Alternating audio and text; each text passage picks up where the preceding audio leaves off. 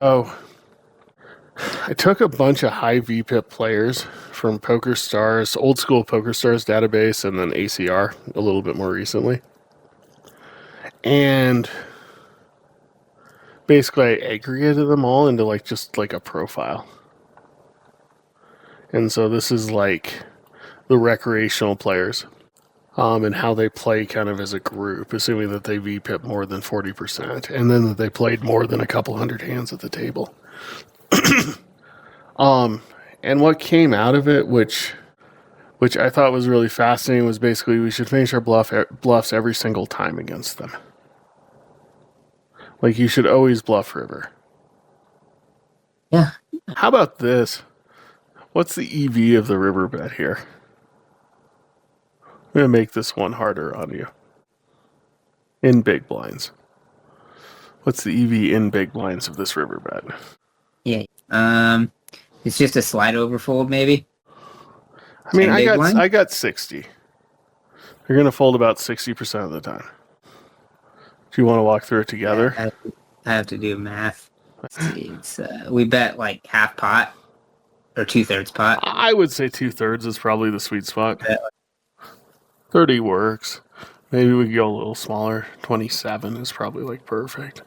So we bet 27. So we lose $27 60% of the time or 40% of the time. Yep.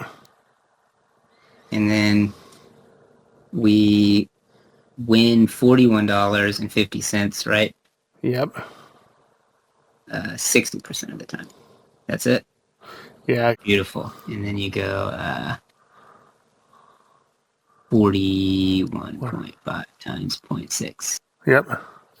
Now we got the answer. So it's like 13 big so it makes 13 big blinds. Yeah. Hey, so I said 10. That was like 3 big blinds off. Yeah, cool. And I mean, I guess the reason why I like to frame it that way is, I mean, I think you can understand the magnitude of the mistake now, Eric. It's a lot of big blinds. So many big blinds. A whole lot of big blinds. It's, the stupid thing is I'm just frustrated at this point. I bet he calls, and I'm just not. I just don't know why my brain's not already triggered and just happy to be bluffing the river, but I mean, maybe I just thought like the 3 comes, he's just got to have something here and he's never going to fold. Like what was wrong with my thinking here? No, I think I don't know. Like he should have a 7-8, he should have 7-9, a bunch of 4s, 5-6, 5-7. So I've got a chance to talk this over with like, I think a healthy number of guys this week, and like they're all kind of the same opinion, which is like, yeah, he calls you sometimes. And I think without data, it's probably a pretty bad bluff. Because, I mean, we really don't know how often he folds. Like, the board's not particularly favorable for us.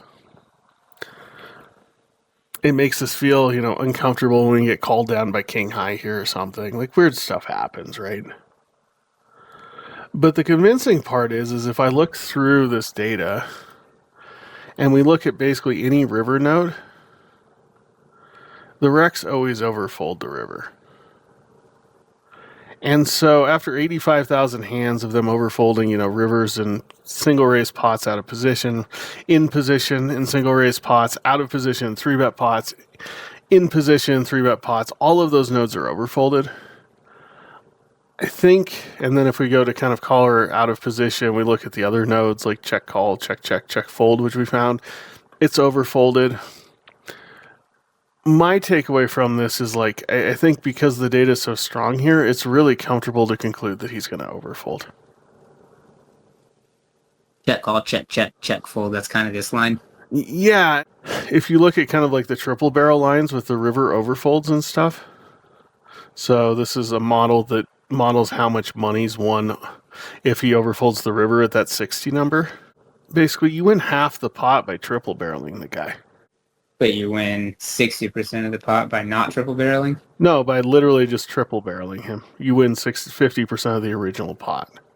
Is this just like lots, just in general in 3-bet pots? I mean, this is just based on the numbers.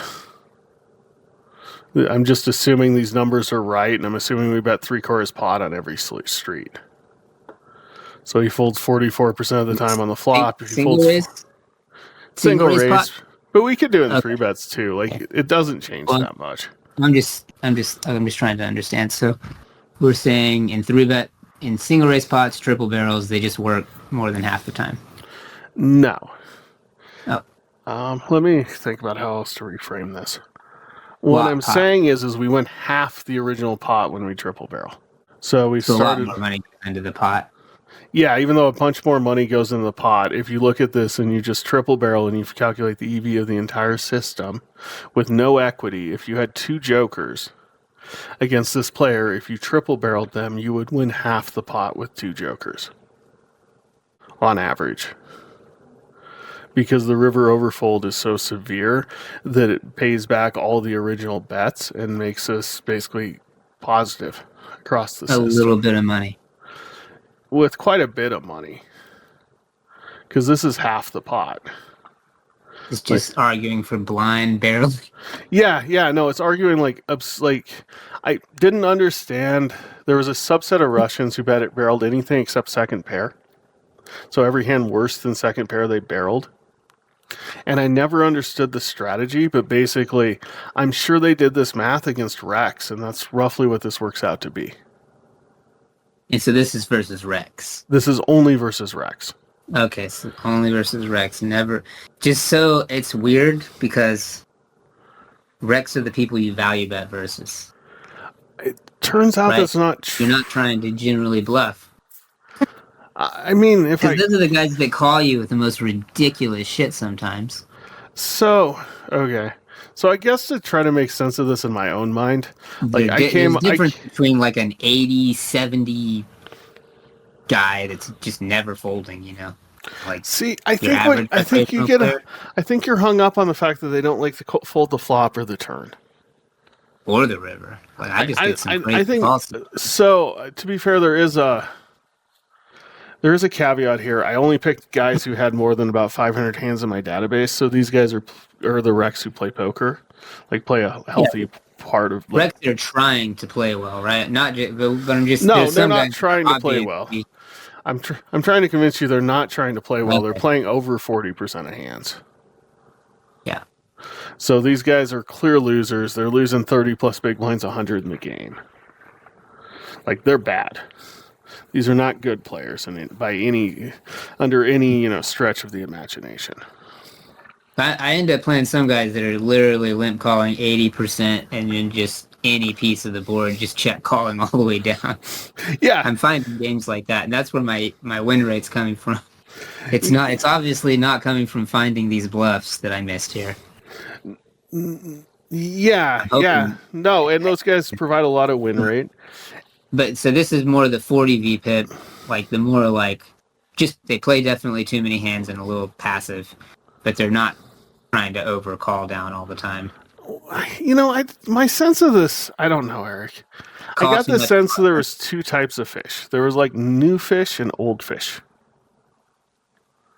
Like the newbie always calls river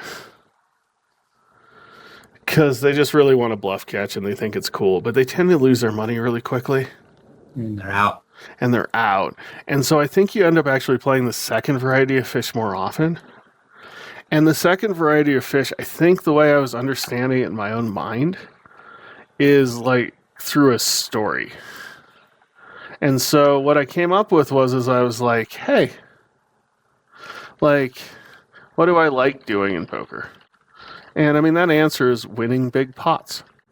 Yeah, I love that. Okay. All right. And then what do I not like doing in poker? And I would argue the answer to that is losing big pots. Okay. Mm-hmm. So, all right. I mean, I think we all can kind of agree on this logic sequence.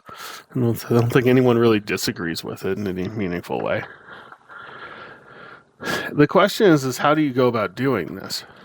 So how would I maximize the number of like big pots I win? Do you have some guesses? Play more pots in position versus bad players. Okay, so that's pretty sophisticated. But let's just start with play more pots. because I can't win a big pot if I fold. Yep. Make pots bigger more often. But that runs into the second issue, right? Yep. So, With the right. I mean, you probably want to play more pots with like less, cheaply. And in fact, I'm sure you could find some published poker book that actually actually advocates this as the strategy, because it seems kind of intuitively, it seems intuitively right. Okay, and kind of the second part is I should call the flop whenever I have a chance to win, or I have the chance to make two pair. Because ultimately, if you want to win big pots, you need to make two pair. Two pair wins big spots. Okay? And I'd argue probably the turn is kind of in the same spot. Like, turn, I should call whenever I have a chance. All right? Because again, like, two pair happens on the river, and I don't want to miss those opportunities. All right? Okay, so let's go down to the second one. How do I minimize losing big pots? Mm-hmm. Keep pots smaller with mediocre hands. Yeah, just probably keep pots smaller earlier in the hand. Because I think if you have a bunch of big pots early in the hand, you're probably going to lose a fair number of them. Okay. I would also argue that I probably should fold my bluff catchers on the river. Because those pots I usually lose. And then there's another kind of subtle one that plays in, I think, later in this idea. But I probably should be pretty tight value betting river. Because I don't want to value cut myself. And I think if I do this, I should be able to minimize the number of big pots I lose. And up here, I should be able to maximize the number of big pots I win. Is that plausible? I mean, sure.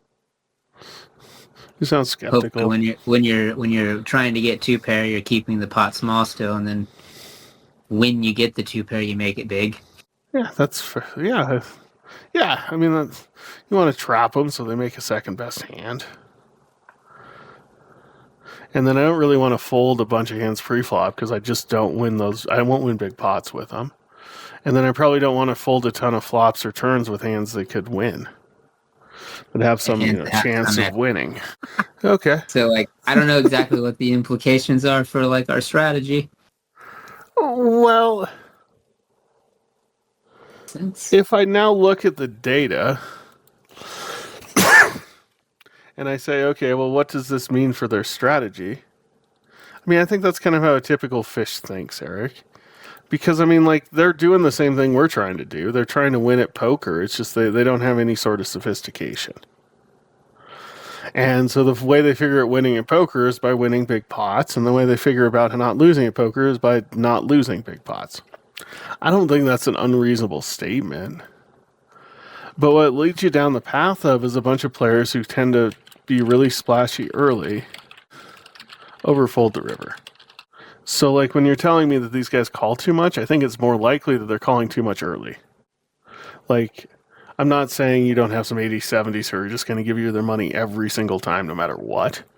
But I think there's a lot of player types here where they just, they do overfold river late. I mean, that was the conclusion from the data. So before, when we first started, coaching forever ago, we were playing the zone games, and we were saying there was an overfold on the turn, and then people tended to defend it MDF on the river. But that was mainly versus regs, right? Yeah, that was against the entire player pool. I didn't isolate a type. Right, but when we isolate to these specific, broadly the recreational players we see, this is true about them. On the looser side, overcall, flop and turn, fold, way overfold on the river. Yeah, that's what happened when I isolated the data, and I felt really dumb about it, Eric, because I've been missing so much money against them over the years. So we're just going to be triple barreling more versus these 40 VPIP passive, trying to play poker as well as they can fish.